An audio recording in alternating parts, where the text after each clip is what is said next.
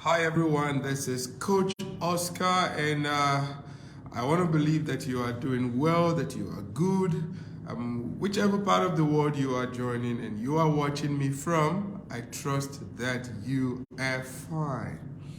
Now that said, a few days ago I've been attending a conference, and it's actually an innovative and entrepreneurial conference.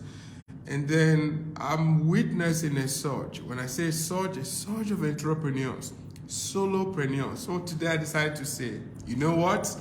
Let's talk about the rise of solopreneur in 2022. Yep, the rise of solopreneurs in 2022. I'm sure a whole lot of you seen a lot of persons taking into going into their own business, doing their own stuff.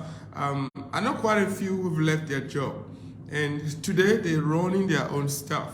And in a nutshell, that's exactly what solopreneur is. And maybe you just say a lot of people are going to do it themselves, DIY, do it yourself businesses. So they're still entrepreneurs. They still keep they still run a business like every other person do run business, but this time around they're taking their expertise, they're taking their knowledge and all that they know themselves or they know they're good at, and turning it into a business. So we're beginning to have the emergence of entrepreneurs, self-employed, one-person businesses, one-person consultant, one-person, all of that, freelancers. Call it whatever you want to call it. That's the future right now. And like you see in my tagline, I did mention that desperate times will always call for creative measures. COVID happened, or the pandemic happened, and people for the first time began to have a rethink, and they are asking themselves, what can I do? We don't want to talk about the numbers of jobs that people who lost their jobs. We don't want to talk about the people who are out of jobs who couldn't get jobs back. We don't want to talk about how many are still unemployed right now as we speak. So what do you do when you find yourself in such a space? I know some are still keeping their job. Great if you still have your job. Amazing, right? In fact, I will say to you, well done. But there are many that have lost their job. I've never been able to get anyone or any other job, and are stuck. So the question is, how do you move from here? What do you do? How do you go from where you are right now? How do you create something that can sustain you? So people, or like I said, the pandemic kind of triggered everyone to have a rethink about their lives, their future, and how they can provide for themselves and keep that sustaining what they were used to, and just try to see how they can constantly be of value. For me, it's such an exciting time. I always say it's such an exciting time. It is a time where you have to take the bull by the horn. It is a time where you have to start thinking out of the box. I'm sure you've heard that before, so maybe I'm not saying something really new, but it's the time you have to start thinking creative. Solopreneur is just a two-word merged together. Solo, going one, and the other word, entrepreneurs. And like I did say or try to break down, we're having a couple of people who have chosen to take their skills, their knowledge, and what they're good at, and turn it into a business. I'm sure you've seen some of my programs that I run, how to monetize your knowledge, how to monetize what you know, how to turn the stuff you know into a business.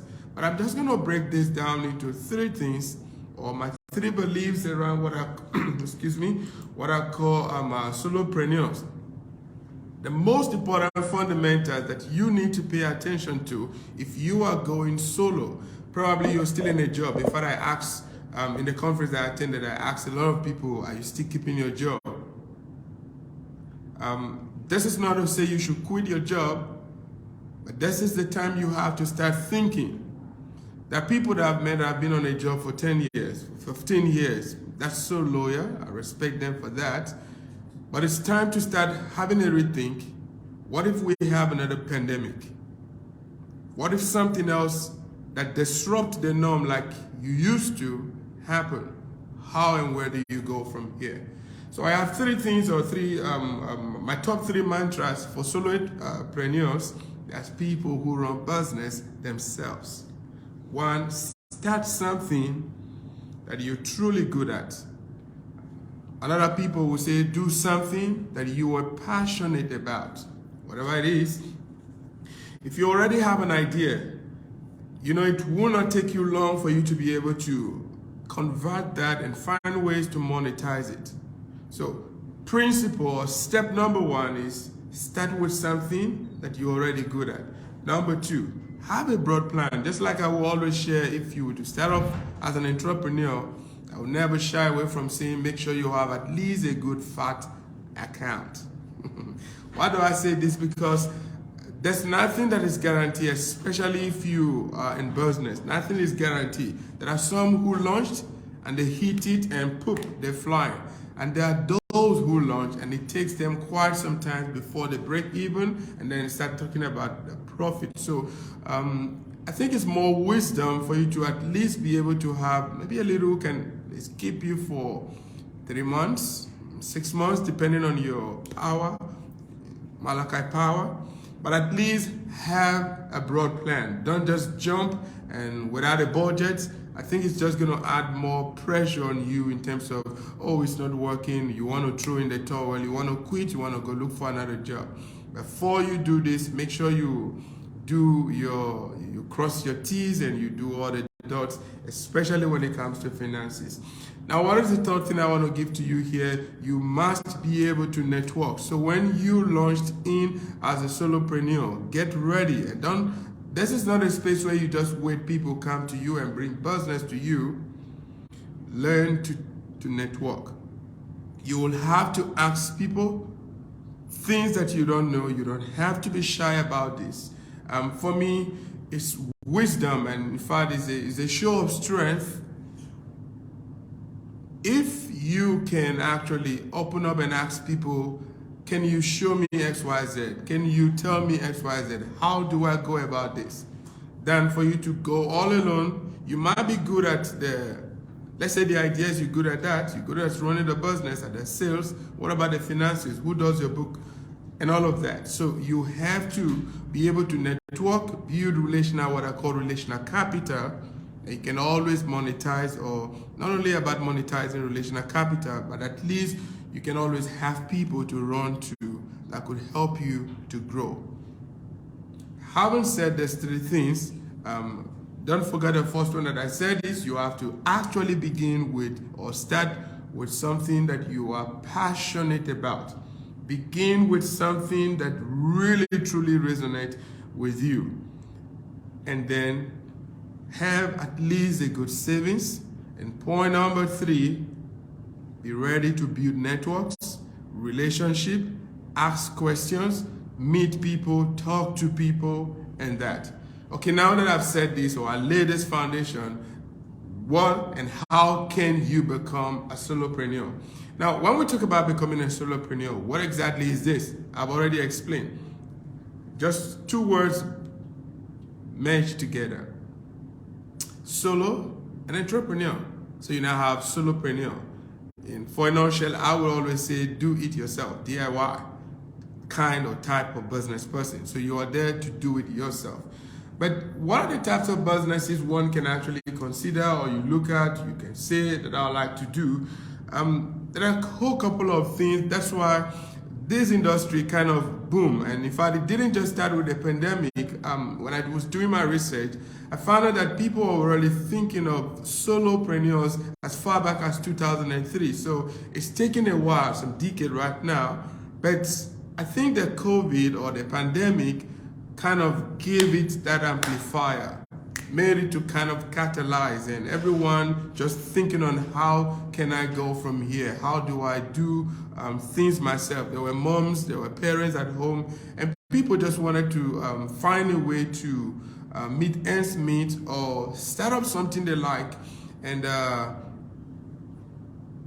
get going. So what are the type of business that you can actually look at? For me, what always resonates in mind, I see my leader here. Nice to see you, sir. Now, what always resonates to mind, the first and most important thing is that's why I said start with something you're good at. And these are where the soft skills comes in. These are where maybe the technical, but what is it you're good at? Now, what are the examples of solopreneurs? You talk about like, what do you call it, consulting. You talk about coaching like I did. I wasn't really that broke in the lockdown. I made money. How? People plugged into my coaching, especially when I kickstart one of my program, 30 Days Book Writing Challenge. I had people join from different countries. And then after that, we move into the one I call the mastermind. And then you get people just paying and drop a couple of dollars just to join on that program. Yes. It could be home baking. I knew parents or mothers who wanted to they were baking and wanted to turn it into a business. I know those who makes hair and just wanted to take it on the next level. Guys, don't also forget that technology has also helped to amplify this. That's why Solopreneur is just taking the dive. It's now a time where people are now using technology to amplify what they have. I read a story about a woman who, she bakes a cake at home in the COVID and uploaded pictures and some of the stuff she does on what do you call it, on Instagram. And before you know, she got a momentum, and before you know, it became like an instant hit. And people were ordering from her, from far and wide.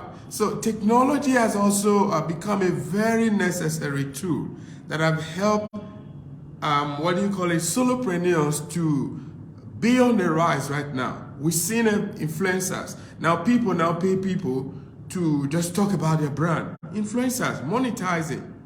People now, even dancing. What is it? I just cannot lay hold on exactly what cannot be monetized right now, what you cannot do, and just adding technology to it. I know a channel, I was chatting to my wife the other day, and someone just says, we were talking about, there's a guy online, I think that's on TikTok. There's a guy online, he can't tell you how many, what do you call it, electricity you consume between when you boil your water, start boiling, and when it gets hot. Between when you open your garage and when it gets closed. Between when you turn on the light and probably when you turn it on, I'm like, wow. Now, that guy has become a thought leader in that space. Now, what led to that conversation? We were just trying to say, do you think the kettle really consume a lot of electricity? And we're like, let's check that guy out. Now, he's gained a lot of momentum or a lot of traffic on his side. I also know the guy who is this good in bookkeeping, accounting, and all of that. Guys, people are taking to what they know and are beginning to turn it into business. Before I go, I want to just share this. I'm sure I've been able to lay the foundation on exactly how you can become a solopreneur. Follow your passion. Do the things you're good at. Have some budget aside so you don't get under pressure if things don't go like you want. Have an open mind. But I'm just going to give you 5 blueprints that I give and recommend to all entrepreneurs, whether you're solopreneurs or the regular entrepreneurs, you know. All right, what are my 5 fundamentals that I share with every business person, especially solopreneur? 1, take risk. Now, when it comes to starting your own stuff, at some point, I get that it is difficult. I get that people have told you who tried and didn't win. I get who said he invested and he didn't make the money. At some point, you just have to shut up and give it a try. That's the only way your life changes. Now, I know a couple of people who's been in one particular space, one job, and are not happy with their job. What happened? For 10 years, for 15 years, you've been on the job, and all of a sudden you're remembering, oh, I'll soon retire and I have nothing to show. What will become of me once the job is gone? Now, be willing to take risk. It is the difference between those who actually makes it and those who don't. There's no middle ground. There's no way to just sit on the fence and hope things change. Might not change. So you should be able to take risks. So when it comes to solopreneurs, here's what I wrote. Solopreneurs will have to have an appetite to take risk. You will have to give to move out of your comfort zone. You have to even befriend discomfort. That's how it is. But willing to take risk. You will be able to, I know it's difficult. I know I'm not sure where I want to go. I know quitting that job is not, I don't even know where I'm jumping. But if you don't take the risk, if you don't give it a try, how will you know you might have something good at the other side? So one, be willing to take risk. Point number 2 that I wrote here is you have to be focused. Dear solo entrepreneurs, if you're not following me on LinkedIn, I address, or I think for quite some time now, I've been focusing on solopreneurs. So you just have to go on LinkedIn and search Oscar Emetue and follow me if you're not already following me. I also do have a page because I'm almost reaching my 5,000 on Facebook. So you just have to migrate to my page so you'll be able to follow through. Now, fundamental number 2, be focused. Becoming a solopreneur is an uphill task. Everybody knows that. It's difficult, I have to be very honest. So you just have to see a lot of things that gets you distracted, but your ability to stay focused, that ability to be able to stay true to what you say you want to do is just what is going to help you to hit your success. So don't let small disappointment derail you. Create a mind or a mindset that will keep you determined and wanting to always go all out, trying, testing, and just believing in what you're doing that it's going to work. Fundamental number 3, I have to run now. Choose a mentor. You definitely need to hire people like us, Coach Oscar, and you may not like me, you don't have to work with me, but go get a coach, go get a mentor. Why do I say that? The entrepreneurial space is lonely at some point, especially when you go up, the challenges and all of the stuff you face, they very, at some point, it gets lonely. So you will need a mentor, a support system. Sometimes I use the word support structure that helps you or keep you going. That's how you stay motivated. Otherwise, no one on earth is a superhuman that will not fall to that, when things are not going like you wanted. And from time to time, it happened to us. It happened to me. And I have my own mentors. I have my coaches that I always fall back on, that I speak to. So you need a mentor. Your mentors can make you or break you. You need someone to help you bounce back, get ideas, guidance, and support when things